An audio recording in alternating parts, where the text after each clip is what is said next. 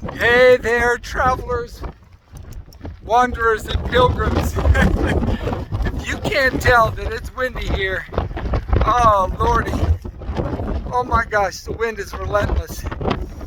It's awesome in a way because you can really get a feel for the fury of Mother Nature. Not that this is like, maelstrom or hurricane or something like that, but it's a good stiff wind.